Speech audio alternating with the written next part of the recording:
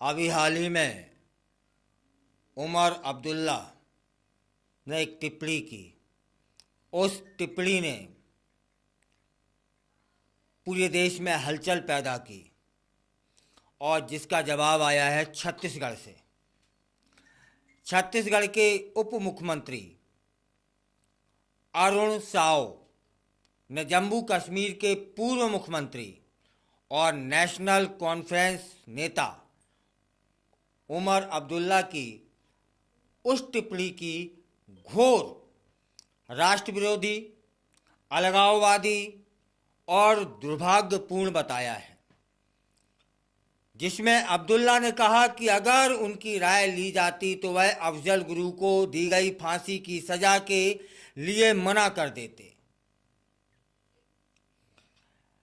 श्री साव ने सवाल किया कि अफजल को लेकर दिया गया यह बयान नेशनल कॉन्फ्रेंस और अब्दुल्ला के इरादों और नीयत को साफ कर देते हैं।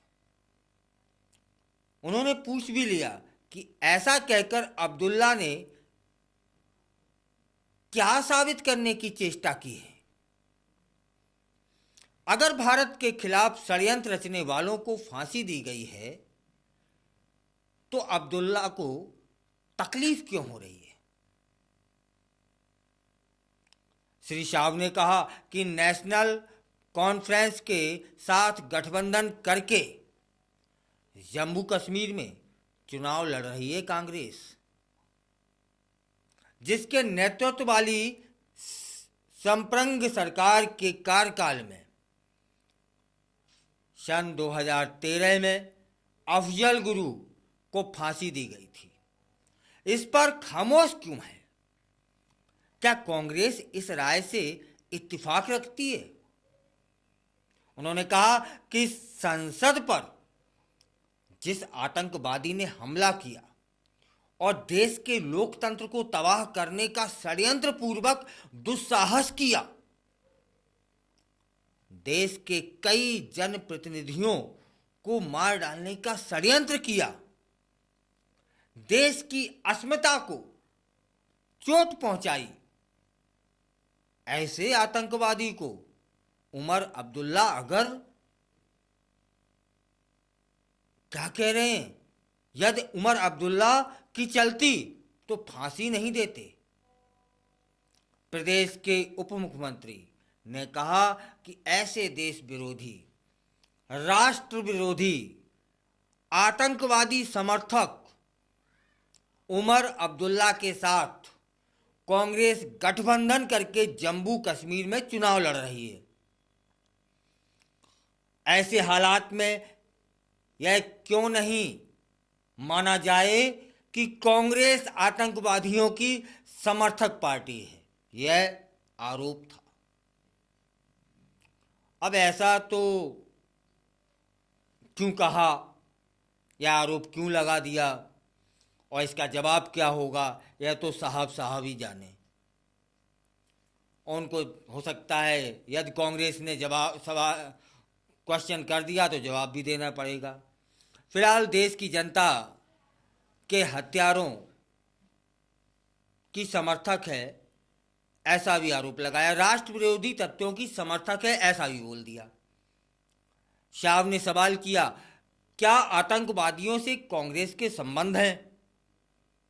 क्या उमर अब्दुल्ला के बयान का कांग्रेस समर्थन करती है? और कांग्रेस अब्दुल्ला के कथन का अगर समर्थन नहीं करती है तो खंडन करके अभी तक गठबंधन से अलग क्यों नहीं हुई? गजब।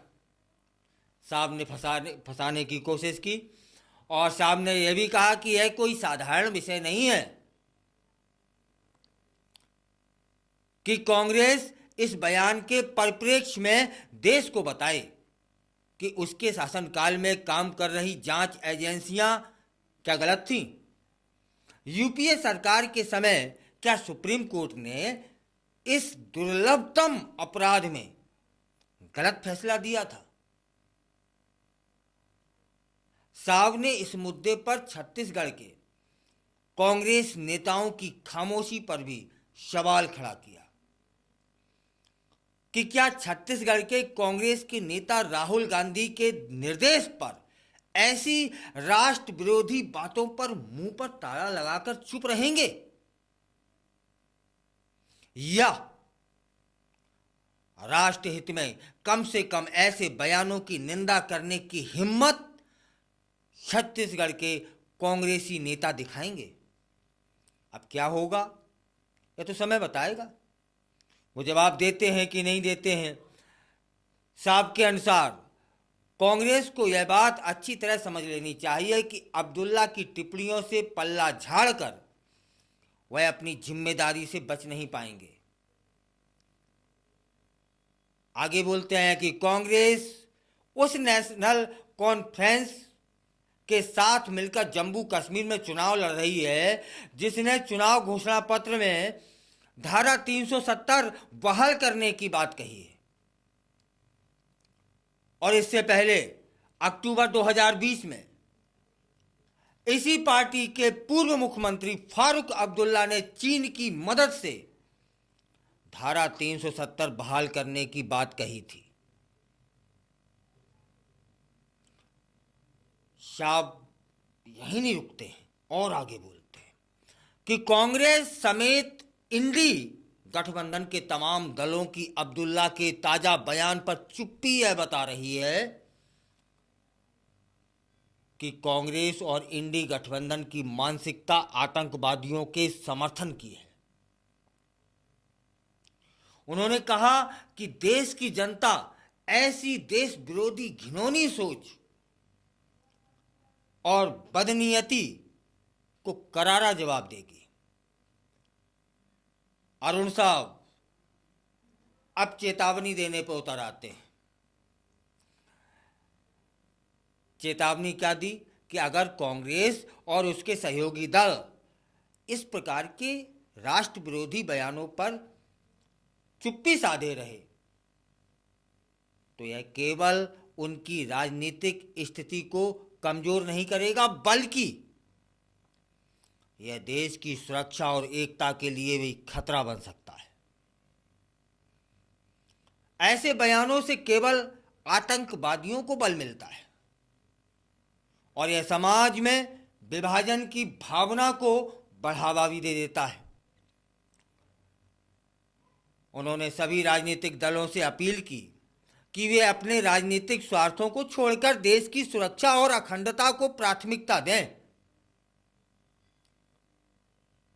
साहब का कहना था कि यह समय है कि सभी दल एकजुट होकर आतंकवाद के खिलाफ खड़े हो जाएं और देश की जनता को यह विश्वास दिला दें कि हमेशा राष्ट्र हित में खड़े रहेंगे।